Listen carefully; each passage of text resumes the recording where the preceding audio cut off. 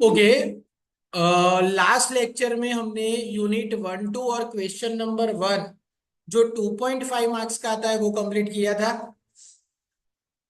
अब बात करेंगे सेक्शन 2 की। अब फाइनेंशियल मैनेजमेंट में सेक्शन 2 के अंदर यूनिट 3 और 4 कवर होगा, जिसमें सबसे पहले यूनिट नंबर 3 की बात करेंगे, जहां पे कैपिटल स्ट्रक्चर थियरी और लिवरेज, ये दो पॉइंट है हमारे पास। क्वेश्चन 4 है, लोटस एंड लिली, ये दोनों फ्लावर नहीं है, कौन है? कंपनी है। बराबर, पुष्पा नाम सुन के फ्लावर समझे क्या? फायर है में। Are in the same risk class and are identical in all respect except that Lotus Limited use debt while Lily Limited does not use debt। दोनों के कैपिटल स्ट्रक्चर सेम ही है, कैपिटल भी same है, but एक company है जो डेब्ट को यूज करती है और दूसरी डेब्ट यूज नहीं करती। द लीवर्ड फर्म मीन जिसने डेब्ट यूज किया है, has rupees 9 lakh debenture carrying 10% rate of interest. Both the firm earn 20% operating profit on their total asset of rupees 18 lakh। तो EBIT क्या होगा? Earning before interest and tax. 18 lakh का 20%, that will be 3,60,000। ये उनका EBIT मिल गया। The capitalisation rate of 15% on all equity share, means cost of equity कितना है? 15%। You are required to compute the value of Lotus Limited and overall cost of capital using net income approach। कौन सा approach है? Net income approach का logic क्या है? आप जितना ज्यादा डेप्ट यूज करोगे उतनी वैल्यू ऑफ द फर्म बढ़ेगी। नेट इनकम अप्रोच क्या कहते हैं? बिकॉज डेप्ट are cheaper than the equity. तो जितना ज्यादा डेप्ट यूज करोगे उतनी वैल्यू ऑफ द फर्म बढ़ेगी and overall cost of capital कम होगी। चलो question 4A।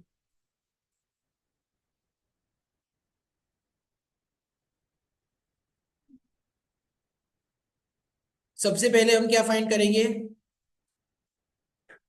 Value of firm. कौन से अप्रोच से?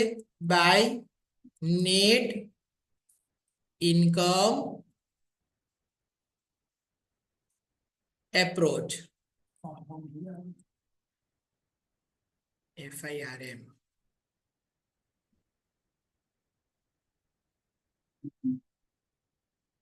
Value of the firm by net income approach.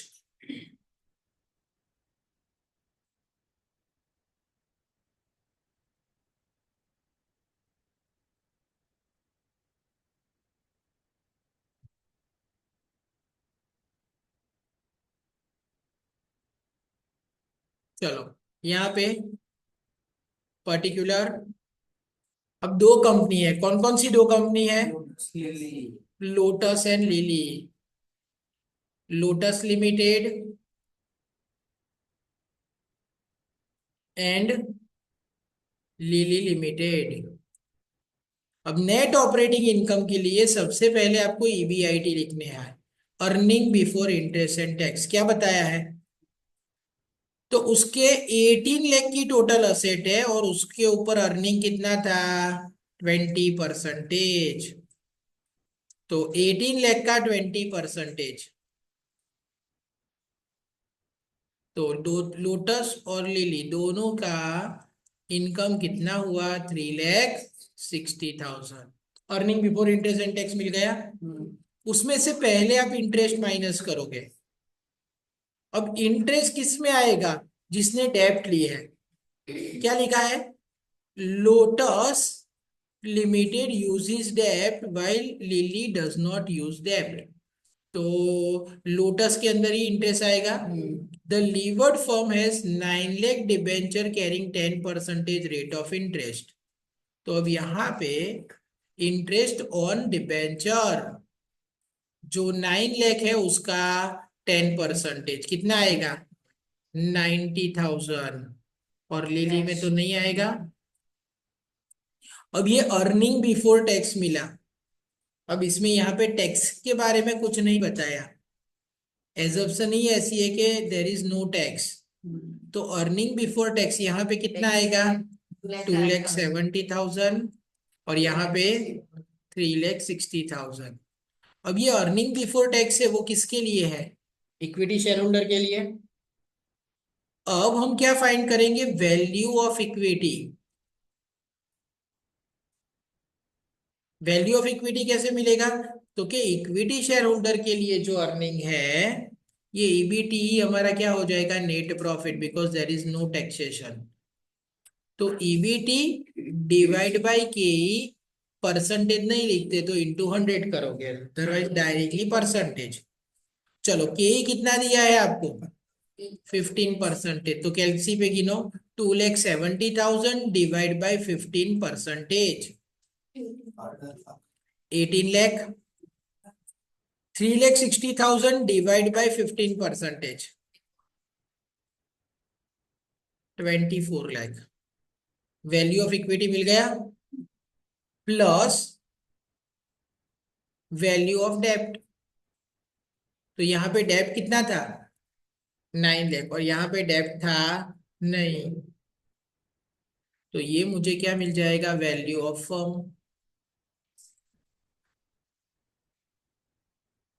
18 + 9, और यहाँ पे 24 लाख। वैल्यू ऑफ फर्म मिल गया। चलो, over of all cost of capital is equal to weighted average cost of capital, कैसे मिलेगा, तो EBIT divide by value of firm into 100। चलो ईबीआईटी कितना था, ईबीआईटी था 3,60,000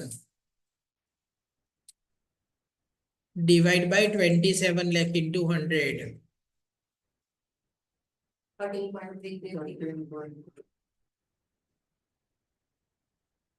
क्या आया, और यहाँ पे 3,60,000 डिवाइड बाय 24 लाख इंटू 100, 15%। तो मैंने आपको बताया था कि जिस फर्म ने डेब्ट यूज किया है उसकी वैल्यू ऑफ फर्म ज्यादा होगी। देखो, जिसने डेब्ट यूज किया उसकी 27%, और डेब्ट नहीं यूज किया उसकी। और वैल्यू ऑफ फर्म कब ज्यादा होगी, जब ओवरऑल कॉस्ट ऑफ कैपिटल कम होगा। तो इसका 13.33, जबकि इसका 15%। इतना करोगे तो आपको कितने मार्क्स मिल जाएंगे, 5 मार्क्स। क्लियर। उसके बाद है, the data relating to two companies are given below, equity share capital, debenture, output units, selling price, fix cost, variable cost. Calculate operating leverage, financial leverage, combined leverage for both the companies. ये बहुत easy वाला point है और 10 mark में पूछा है। हाँ, तो लिवरेज का सम है, क्वेश्चन नंबर कौन सा है, 4B। अब लिवरेज का सम है तो टेबल बनाओगे इनकम स्टेटमेंट, बट यहाँ पे हम लिखेंगे कैलकुलेशन ऑफ लिवरेज। फॉर्मूला तो याद रहनी चाहिए। कॉलम कौन सा है, पर्टिकुलर, और कौन सी दो कंपनी है, जैस्मिन एंड ऑर्चिड। तो मैं जे लिमिटेड एंड ओ लिमिटेड लिख रहा हूं। अब याद करके बताओ, सबसे पहले क्या आता था, सेल्स। सबसे पहले क्या लिखते थे, सेल्स। ध्यान से देखना, सेलिंग प्राइस कितना है, 40, और यूनिट कितने हैं, 1 लाख। तो 1 लाख इंटू 40 कितना होगा, 40 लाख।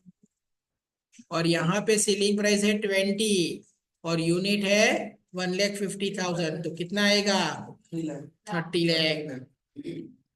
सेल्स में से, सेल्स कैसे मिला, unit into selling price, minus variable को, सेम ऐसा ही, units into per unit cost of variable cost. देख लो क्वेश्चन में, वेरिएबल कॉस्ट पर यूनिट कितना है 20, तो 20 × 1 लाख 20 लाख, और दूसरे में 10 × 1,50,000 15 लाख। अब क्या मिलेगा कंट्रीब्यूशन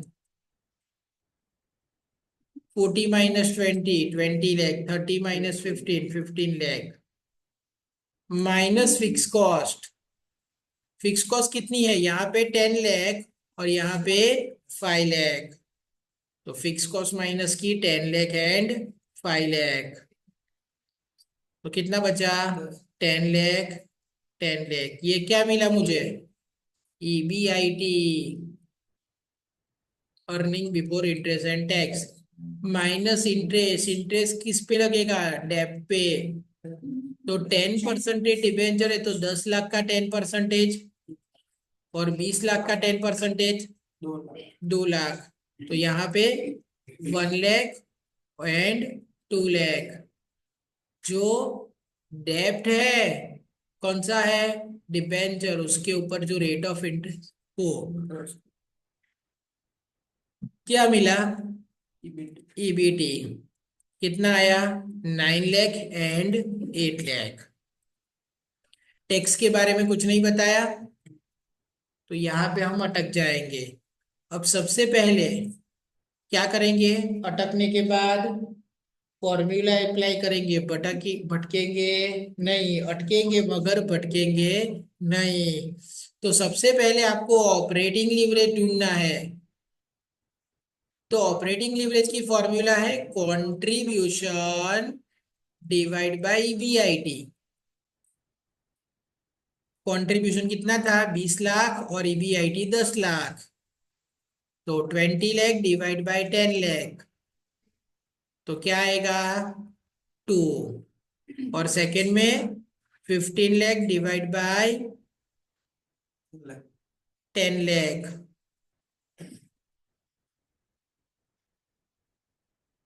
पिया कितना आया आपके जितना 1.5। इसका मीनिंग क्या होगा, अगर आपका सेल 1% बढ़ेगा या कम होगा, आपका EBIT 2% बढ़ेगा या कम होगा। क्लियर, सिमिलरली इसमें 1.5% बढ़ेगा या कम होगा। क्लियर, ऑपरेटिंग लीवरेज मैंने ढूंढ लिया, बोलो दूसरा कौन सा लीवरेज आएगा, फाइनेंशियल लीवरेज। कंबाइंड, अब आप क्या किसको करोगे, जब दो चीज होगी तो ही कंबाइंड होगा ना। तो पहले financial leverage formula is EBIT upon EBT। चलो EBIT कितना था 10 लाख, और EBT देखो कितना था 9 लाख, 10 / 9,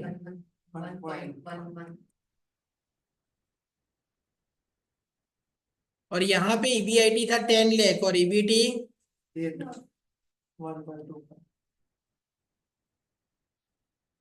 तो कितना आया 1.25। इसका मीनिंग क्या होगा, अगर EBIT 1% बढ़ेगा या कम होगा, तो EBT या प्रॉफिट आफ्टर टैक्स में भी 1.11 या 1.25% का इंक्रीज या डिक्रीज होगा। और उसके बाद आया कंबाइंड लीवरेज, उसकी दो फॉर्मूला है, पहली operating leverage into financial leverage, और दूसरी formula contribution divide by EBT। चलो दोनों कंपनी के लिए गिनते हैं, ऑपरेटिंग लीवरेज कितना था पहली कंपनी का 2, और फाइनेंशियल लीवरेज कितना आंसर आया, या तो दूसरी फॉर्मूला से गिनना है तो कंट्रीब्यूशन कितना था 20 लाख अपॉन 9 लाख,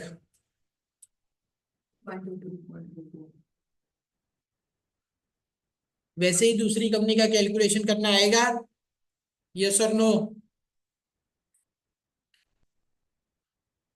तो दूसरी कंपनी का कैलकुलेशन आप खुद करना। उसके बाद और वाला क्वेश्चन है, वो भी किसका होगा? इसी यूनिट का, यूनिट 3 का। Rose limited belong to the risk class of 10%, means उसका जो केओ है वो 10% है, and expect EBIT 6 lakh. It employ 8% debt in the capital structure. Find out the value of the firm and cost of equity capital under net operating income approach.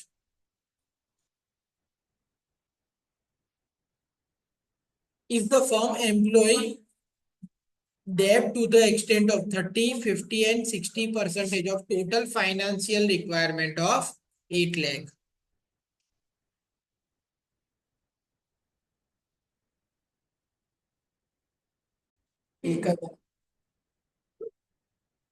चलो, तो financial requirement is 8 lakh, clear? अब डेब्ट कितना है? 30, 50 and 60%। तो चलो, अब हमारी फाइनेंशियल रिक्वायरमेंट है 8 लाख। तीन ऑप्शन है, 30% डेब्ट,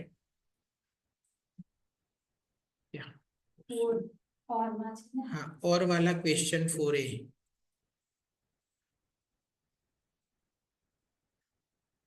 8 लाख का 30% 2,40,000। दूसरे ऑप्शन में कितनी फाइनेंशियल डेब्ट रिक्वायरमेंट है? 50 और 60%। 50% में 4 लाख एंड 60% में 4,80,000। ये डेब्ट है। अब डेब्ट के परसेंटेज देखो क्या है? 8% डेब्ट दिख रहा है, तो इंटू 8% करोगे तो आपको सबका इंटरेस्ट मिल जाएगा। 9100 तो इंटरेस्ट 19,200, 4 लाख का 8% करो 32,000, 4,80,000 का 8%, 38,400। ये इंटरेस्ट ऑन डेब्ट मिल गया। अब ये नेट ऑपरेटिंग इनकम है। कौन सा अप्रोच है? Net operating income approach. Format हमने जो किया है वैसे ही बनाना, बराबर। मेरे पास ऑप्शन कौन कौन से थे?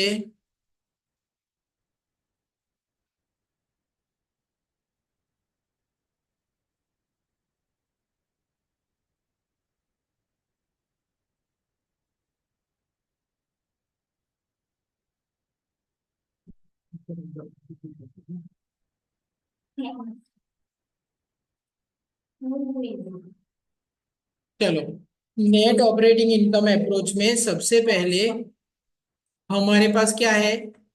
ईबीआईटी। नेट ऑपरेटिंग इनकम के अप्रोच क्या बोलता है कि किसी भी सिचुएशन में overall cost of capital change नहीं होगा। तो ईबीआईटी इज 6 लाख। तो चलो, सब में हम लिखते हैं ईबीआईटी कितना? 6 लाख। तीन ऑप्शन थे, एक 30% डेब्ट, दूसरा 50% डेब्ट और तीसरा 60% डेब्ट। अब उसके बाद हम डायरेक्टली क्या फाइंड करेंगे? Value of firm. We operating income approach है ना, तो we means value of firm. कैसे मिलेगा? EBIT divide by overall cost of capital. तो ईबीआईटी है 6 लाख और ओवरऑल कॉस्ट ऑफ कैपिटल 10%। तो कितना आएगा? 60 लाख। अब वैल्यू ऑफ फर्म में से आप क्या माइनस करोगे? एक मिनट, वैल्यू ऑफ फर्म में से हम माइनस करेंगे डेब्ट को। तो पहले में कितना डेब्ट था 30% के मुताबिक? 2,40,000। दूसरे में 6 लाख। और तीसरे में 4 लाख। 4 लाख एंड 4,80,000।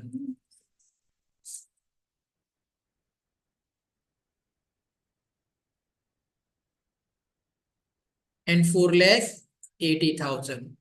तो वैल्यू ऑफ फर्म में वैल्यू ऑफ डेब्ट माइनस कर दी तो क्या मिला? Value of equity 60 minus 2,40,000। 7,600. 57 lakh. 7,60,000. 57,60,000। 60 lakh minus 4 lakh 56. and 60 lakh minus 4,80,000. 59 lakh. Not 55 20. 20,000. ये वैल्यू ऑफ डेब्ट मिल गई, Equity. Sorry value of equity मिल गई। अब आपको क्या क्या ढूंढना है क्वेश्चन में देखो। Rose Limited belong to the risk class of 10% and expect EBIT 6 lakh. It employ 8% debt in the capital structure. Find out the value of the firm। मिल गया। And the cost of equity ढूंढना बाकी है। क्या ढूंढना बाकी है? Cost of equity. अब कॉस्ट ऑफ इक्विटी ढूंढने के लिए मुझे profit available to equity share holder चाहिए। तो वापिस में कैलकुलेशन में लिखूंगा ईबीआईटी कितना था मेरा? ईबीआईटी कितना था? 6 लाख। ईबीआईटी में से क्या माइनस करूंगा? Interest on debenture. हमने ऑलरेडी कैलकुलेट किया था। कितना था? 19,200, 32,000, 38,400। तो 19,200 उसके बाद 32,000 के बाद 38,400 था। चलो इंटरेस्ट माइनस किया तो क्या मिलेगा? 5,80,800. अर्निंग बिफोर टैक्स कितना आया? 5,80,800. 5,80,800। यहाँ पे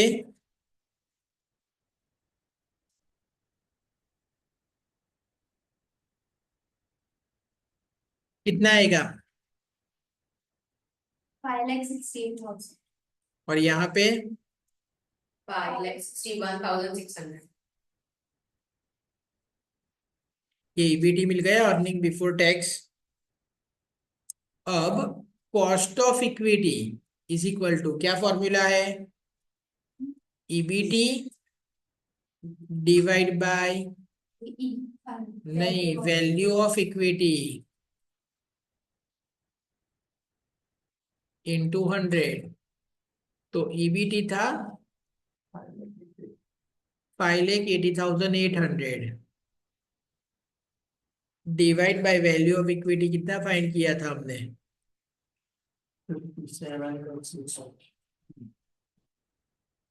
57,60,000 into 100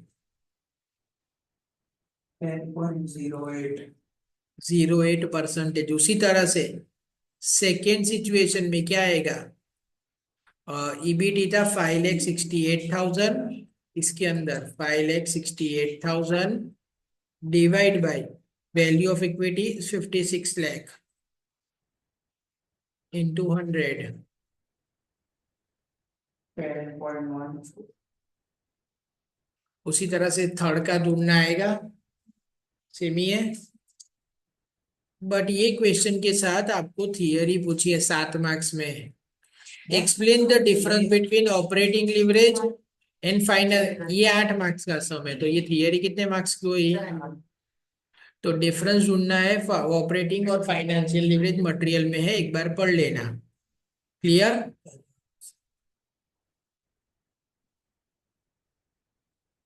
Yes or no?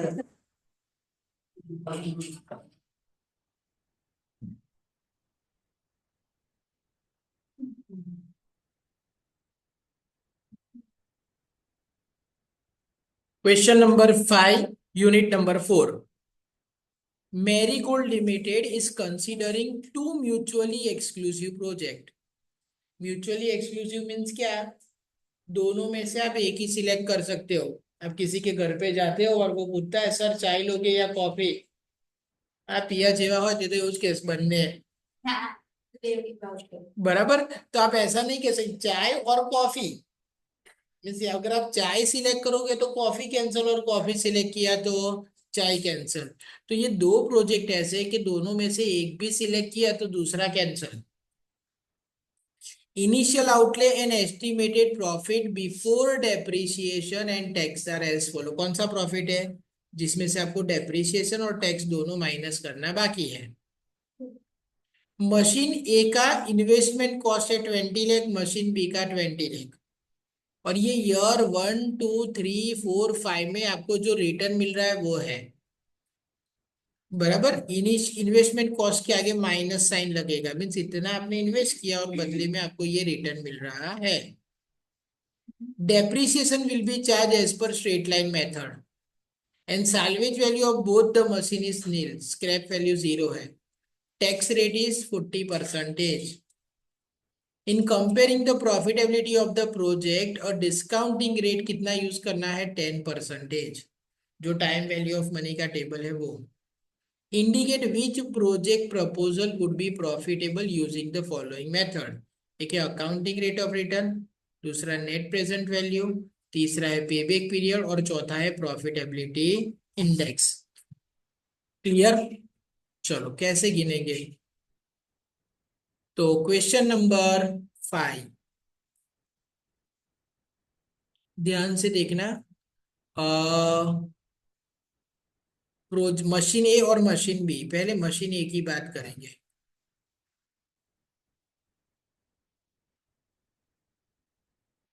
Machine ए में क्या है? इवन कैश इनफ्लो है.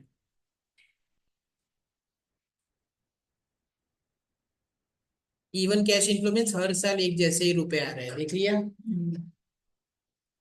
तो उसमें किसी एक ही साल का गिनोगे तो भी चलेगा. तो मेरे पास कौन सी इंफॉर्मेशन थी, कौन सा प्रॉफिट था? Profit before depreciation and tax. तो मैं लिखूंगा profit before depreciation and tax. कितना है? 10 लाख. दिया है. Minus depreciation. Depreciation straight line method से गिनना है. C minus S upon N. C means cost of the asset. कितना था? 20 लाख. स्क्रैप वैल्यू 0 और लाइफ कितने साल की थी? 5 साल की. तो कितना डेप्रिसिएशन आया? 4 लाख. तो मुझे क्या मिला? Profit before tax 6 lakh. Profit before tax में से मैं टैक्स माइनस करूंगा. टैक्स कितने परसेंटेज था? 40%. तो 6 लाख का 40%, 2,40,000. तो ये माइनस करोगे तो 3,60,000. ये मेरा क्या हो गया? नेट प्रॉफिट या तो प्रॉफिट आफ्टर टैक्स. बराबर. प्रॉफिट आफ्टर टैक्स के अंदर में डेप्रीसिएशन को वापिस प्लस कर दूंगा ना, बिकॉज ये डेप्रीसिएशन एक ऐसी चीज है जिसमें हमारे पैसे नहीं जाते. तो प्रॉफिट आफ्टर टैक्स में अगर डेप्रीसिएशन प्लस करूंगा तो मुझे क्या मिलेगा? Cash inflow. तो 3,60,000 प्लस 4 लाख 7,60,000. ये मेरा कैश इनफ्लो मिल गया. क्लियर? अब एक एक करके हर एक मेथड सॉल्व करते हैं. सबसे पहला है अकाउंटिंग रेट ऑफ रिटर्न. कौन सा है? Accounting rate of return. और उसकी फॉर्मूला क्या है? Average profit after tax divide by average investment into 100. Clear?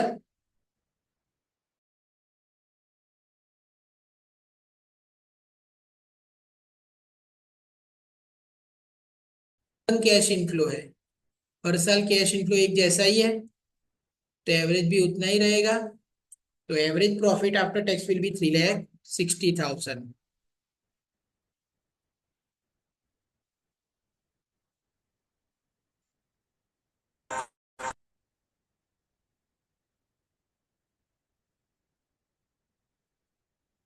हाँ, average profit after tax 3,60,000 because even cash inflow है। अब एवरेज इन्वेस्टमेंट कैसे मिलेगा? तो average investment is equal to opening plus closing divide by 2। अभी कितना इन्वेस्ट किया था आपने? 20 लाख। स्क्रैप वैल्यू कितनी है? 0, तो क्लोजिंग वैल्यू 0 डिवाइड बाय 2, तो कितना आया? 10 लाख इंटू 100 करो तो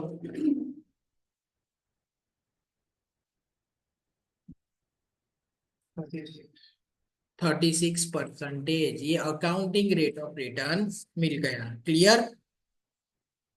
ये पूरा हम गिन रहे हैं वो इवन कैश इनफ्लो का गिन रहे हैं। उसके बाद दूसरा गिनना है पेबैक पीरियड। दूसरा पॉइंट आपको क्या गिनना है? Payback period.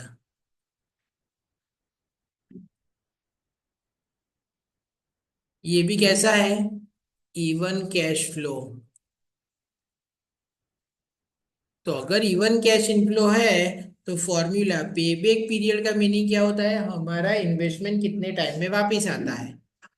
तो formula is initial outlay, means अभी कितना पैसा इन्वेस्ट किया, divide by a average cash inflow.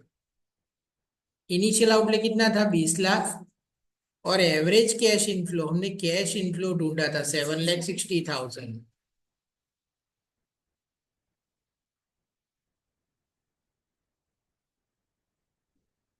कितना आया? 0.6। 2.63 ईयर्स।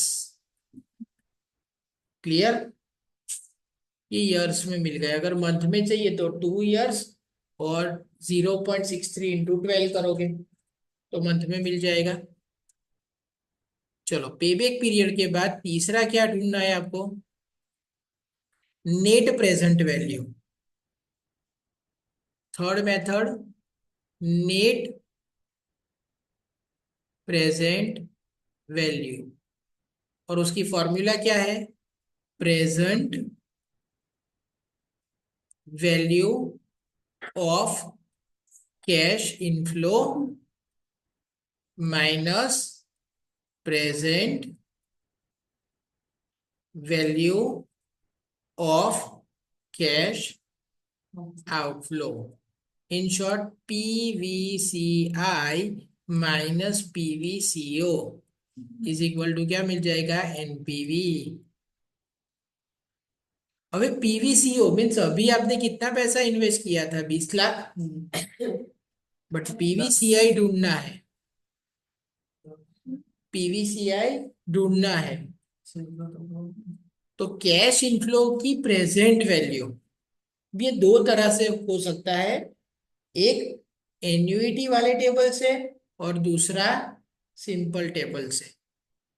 पहले हम सिंपल टेबल से गिनते हैं, आपको जो टेबल दिया हो उसके मुताबिक गिनने का। क्लियर? हाँ, एग्जाम में शायद दोनों ही दिया हो तो हम एन्युइटी के टेबल से गिनेंगे। अब यहाँ पे आपको क्या है? Present value of cash inflow, mean जो कैश इनफ्लो, जो पैसे आ रहे हैं उसकी अभी की वैल्यू क्या है। तो सपोज पहली हम एन्युइटी मेथड करते हैं। चलो, एन्युइटी मेथड। एन्युइटी मेथड में क्या है? यहाँ पे ध्यान, ये हमने already time value of money में ढूंढा था।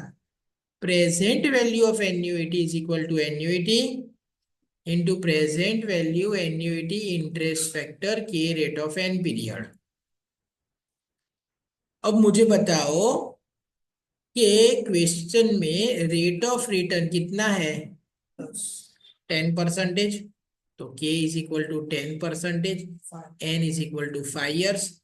अब एन्युअली आपको कितना पैसा मिल रहा है? कैश इनफ्लो देखो, ये देखो, ये कैश इनफ्लो है, और हर साल सेम ही है, 7,60,000। हमने ढूंढा था ना कैसे कैश इनफ्लो मिलता है। कैश इनफ्लो का मीनिंग क्या है? Profit after tax plus depreciation, बराबर। तो कैश इनफ्लो मेरा था कितना? 7,60,000। अब प्रेजेंट वैल्यू ऑफ एन्युइटी के टेबल में 10% 5 years की वैल्यू क्या आ रही है? 3.791। तो प्रेजेंट वैल्यू ऑफ एन्युइटी कितना हुआ? 28,81,160. 28,81,160। और ये मेरा present value of cash inflow may be नजोट। ये मेरा क्या हो गया? Present value of cash inflow. यहाँ पे ध्यान रखो, 28,81,160।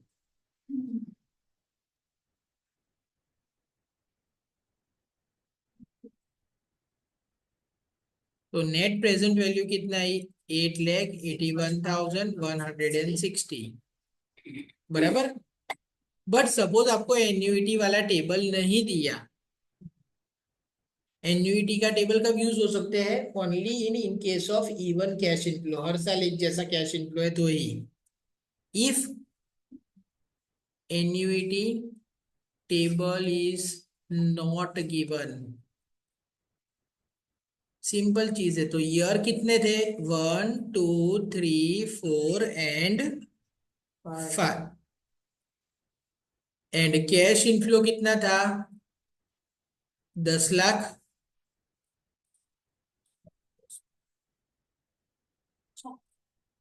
और present value interest factor K is equal to 10% n years. तो प्रेजेंट वैल्यू के टेबल में देखो 10% 1 ईयर का 0.909। टेबल ओपन ही रखो। 0.826, 0.751। 5 1 उसके बाद 6 8 3 683 और उसके बाद 2 1 0.621। अब इसका multiplication present value of cash inflow, ये टाइम वैल्यू ऑफ मनी में भी यही टाइप गिना था हमने। तो यहाँ आएगा 9. यहाँ पे 8 lakh 7 lakh.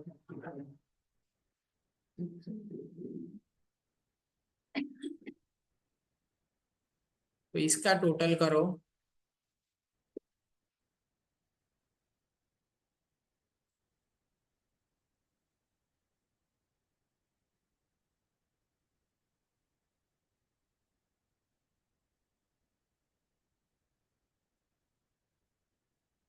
Correct. 37,90,000। इतना वास्ट डिफरेंस क्यों आ रहा है? 5 साल ही है ना। तो इतना वास्ट। आपने वो प्रेजेंट वैल्यू ऑफ एन्युइटी वाला टेबल देखो तो क्या है? 3.79 बराबर तो सर 1,000 मैंने गलती कहाँ पे की? कैश इनफ्लो की जगह 10 लाख लिख लिया। कैश इनफ्लो कितना था हमारा? 7,60,000। वो लिखना था ना, उसकी जगह मैंने 10 लाख लिख लिया।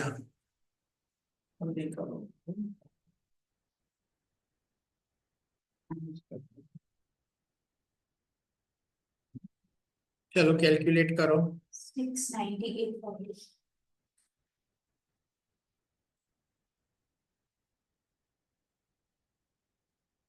कितना आएगा? 7,60,000 इंटू 0.909।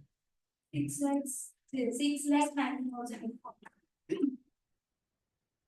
चलो दूसरा 0.826 इंटू 7,60,000।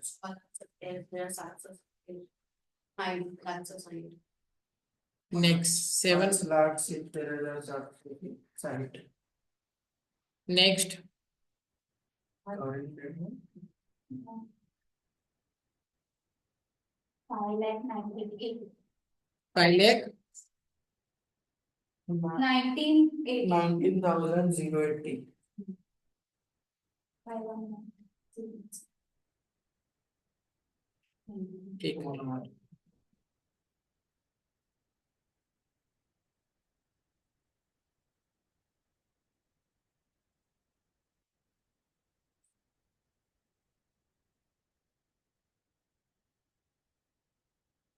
હેંગ થઈ ગયું છે.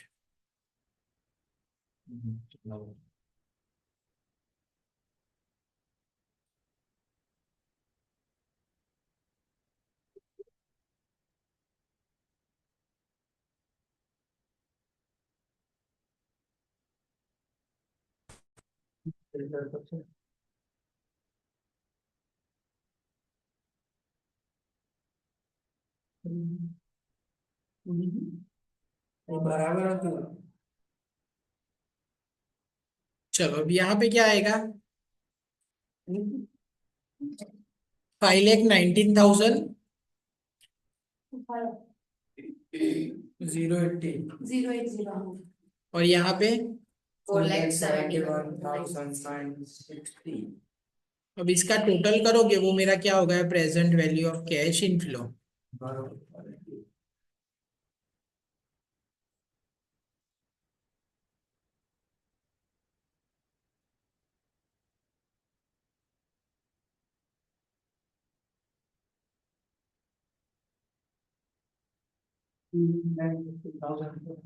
कितना?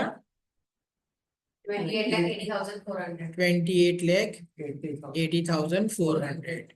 तो हमारा आंसर देखो प्रीवियस आंसर के नजदीक ही आया. नीचे बराबर. माइनस क्या करोगे? Present value of cash outflow कितना था? 20 लाख. तो नेट प्रेजेंट वैल्यू कितना आ गया हमारा? 8 लाख. चलो एनपीवी मिल गया. ये सब किसमें था? इवन कैश इनफ्लो में.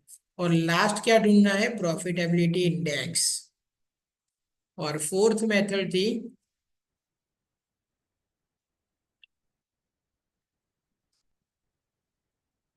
प्रॉफिटेबिलिटी इंडेक्स की फॉर्मूला क्या है? Present value of cash inflow divide by present value of cash outflow.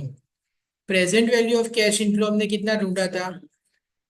नहीं, ये हमने ढूंढा था ना 28,81,160. आपने जिस मेथड से ढूंढा. बराबर. और divide by present value of cash outflow 20 lakh कितना आएगा? 44058. 440. तो 1.44 रख सकते हैं. तो इवन कैश इनफ्लो है उसमें हमने क्या ढूंढा? Accounting rate of return, payback period, NPV net present value and profitability index. उसके बाद जो पार्ट है वो किसका है? Uneven cash inflow. क्या है? Uneven cash inflow. तो 5 साल थे में 1 2 3 4 और 5 साल लिख लिया. Profit before depreciation and tax दिया था. कितना था? 10 लाख, 12 लाख, 10 लाख, 11 लाख एंड 10 लाख. तो लिखाओ मुझे कितना था? 10 लाख, 12 लाख, 10 लाख, 11 लाख, 10 लाख. लिख लिया. माइनस डेप्रिसिएशन हमने गिना था. कितना था? देखो ऊपर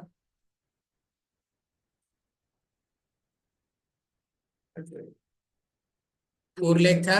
2,40,000. ये ला 2 लाख, 20 लाख माइनस 0/5. 4 लाख डेप्रिसिएशन था. तो सब में डेप्रिसिएशन माइनस करेंगे 4 लाख का.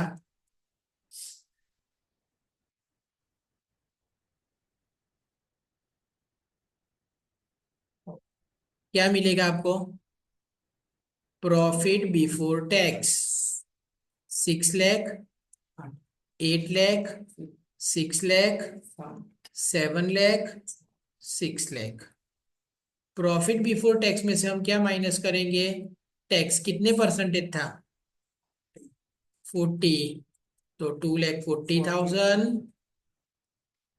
3,20,000, 2,40,000, 80. 2,80,000, 2,40,000। तो अब मुझे क्या मिलेगा? Net profit, this that is profit after tax. X 3,60,000, 4,80,000, 3,60,000, 4,20,000, 3,60,000। Profit after tax में मैं प्लस क्या कर दूंगा? वापस डेप्रिसिएशन 4,00,000। तो मुझे क्या मिला? Cash flow 7,60,000, 8,80,000, 8,60,000, 8,20,000, 7,60,000. ये मिल गया। अब सारी मेथड चालू करते हैं। जो पहली मेथड है वो है ARR, that is accounting rate of return. और अकाउंटिंग रेट ऑफ रिटर्न की फॉर्मूला क्या है? Average profit after tax divide by average investment into 100। चलो, एवरेज प्रॉफिट आफ्टर टैक्स कैसे मिलेगा?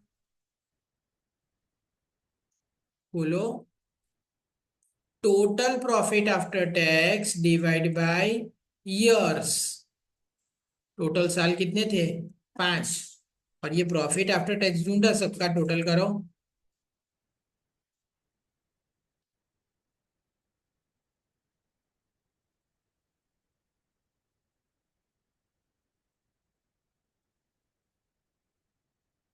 Mm. 19,80,000 डिवाइड बाय 5 करो। 49. कितना आया? 43,90,000। तो एवरेज प्रॉफिट आफ्टर टैक्स मिल गया 3,96,000। एवरेज इन्वेस्टमेंट तो हमने ढूंढा था 10 lakh. Opening plus closing divide by 2 into 100। तो आंसर क्या आएगा? 39.6%। ये ARR मिल गया। बराबर। अब डिसीजन मेकिंग। चलो, फर्स्ट जो प्रोजेक्ट था उसके अंदर ARR कितना था? 36. और इसमें 39.6. किसमें ज्यादा है? Second project. सेकेंड प्रोजेक्ट में। तो आंसर में मैं लिखता हूं as per ARR method we select machine 2 which provide highest ARR। Clear? चलो, ARR के बाद दूसरी मेथड कौन सी थी? Payback period. Payback period means हमारा इन्वेस्टमेंट कितने टाइम में वापस आता है। अब अनइवन कैश इनफ्लो है तो पेबैक पीरियड ध्यान से देखना। Year cash inflow and cumulative cash inflow. Cumulative की जगह टोटल वर्ड भी यूज कर सकते हैं हम। तो फर्स्ट ईयर में आपको कैश इनफ्लो कितना था देख लो तो 7,60,000। ध्यान से देखना।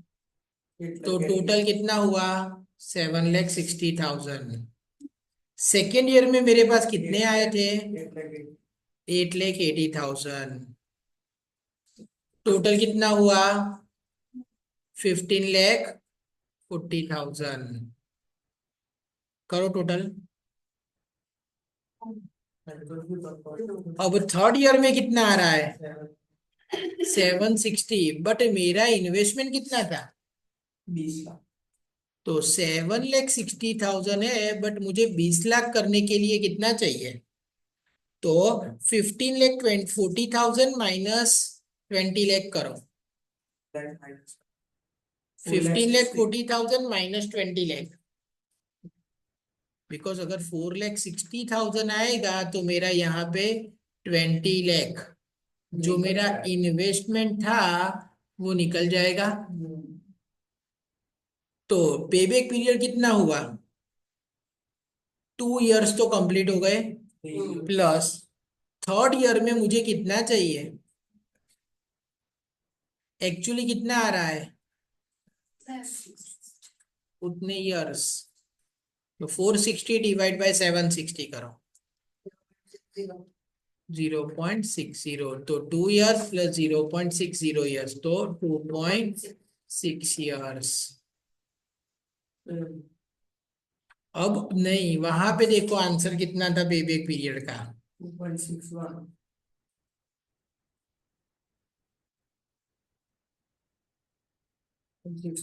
2.63 और यहाँ पे 2.60। तो किसमें जल्दी पैसे वापस आते हैं? तो as per payback period method we select machine 2 because of the shortest payback period।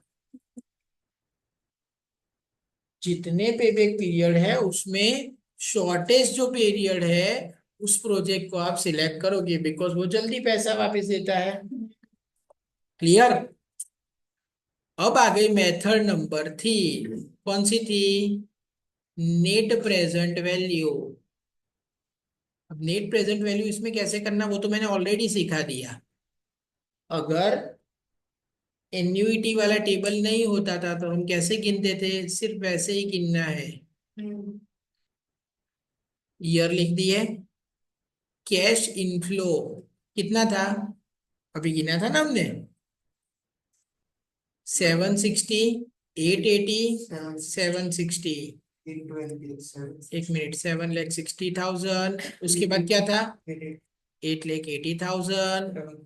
उसके बाद 7,60,000, 8,20,000, 7,60,000।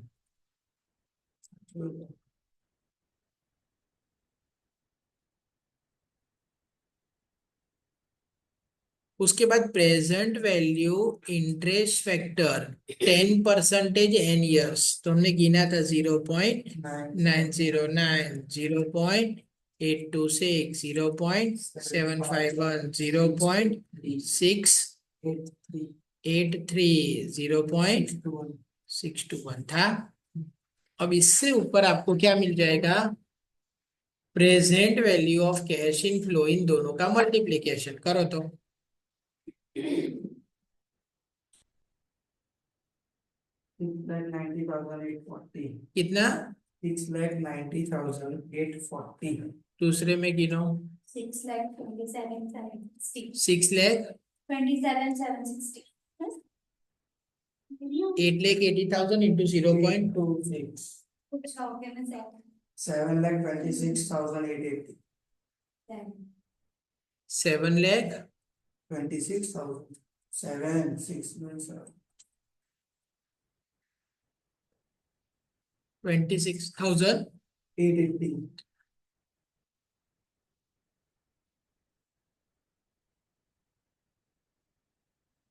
5,70,760 5,60,060. 5,00,000 60,000. 60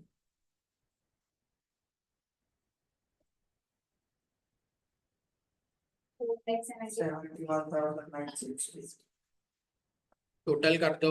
30,20,000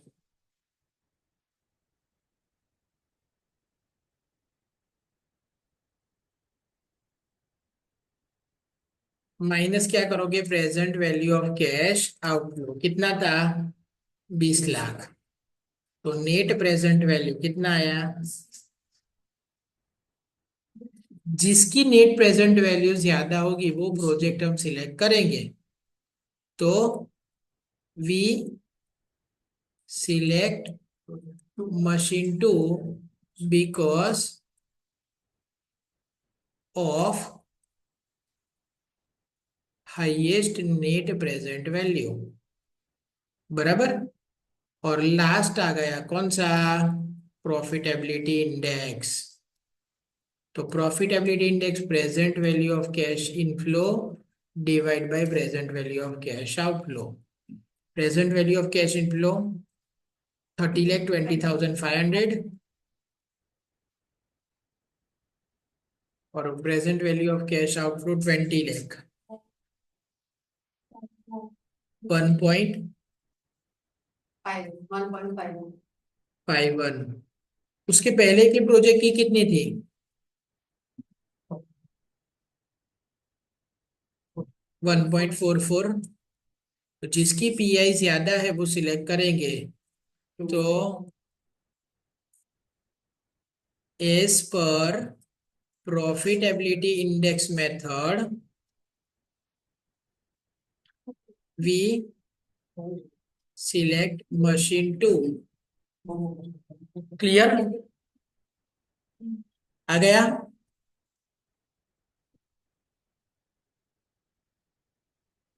उसके बाद और में आपको पूछा है Iris limited has the following book value capital structure.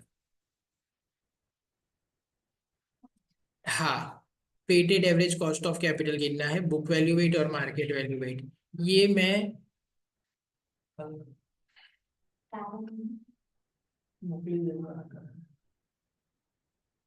आपको कल करवाऊंगा, बराबर।